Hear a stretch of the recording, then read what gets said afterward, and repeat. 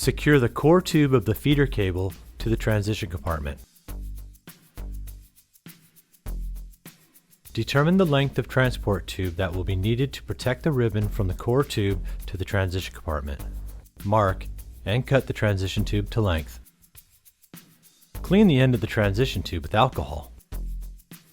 Apply blue felt tape around the end of the transition tube that you will be securing to the transition compartment. Slide a transition tube over the branch cable's core tube to route ribbons from the upper cable port.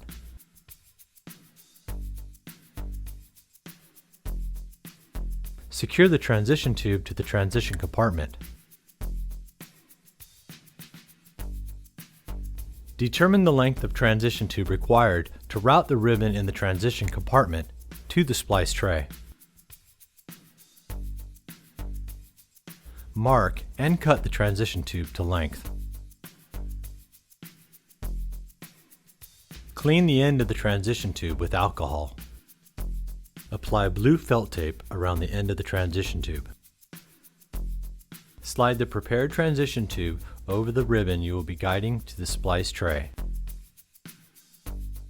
Secure it to the transition compartment.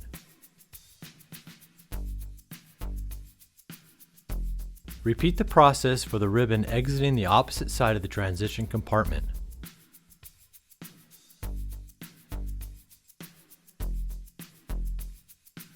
Store the slack ribbon that will not be routed to a splice tray in the transition compartment.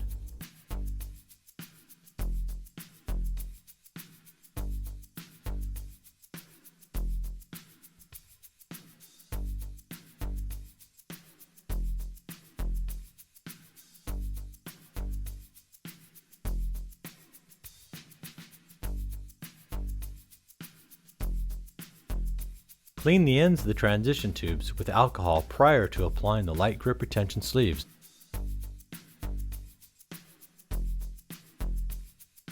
Insert the light grip retention sleeves into the outer slots of the splice tray.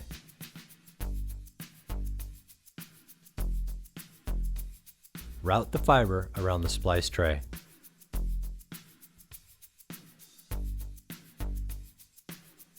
Adhere to the routing guideline displayed on the screen. Splice incoming ribbons to outgoing ribbons per your accepted company practice. Install the cover onto the splice tray.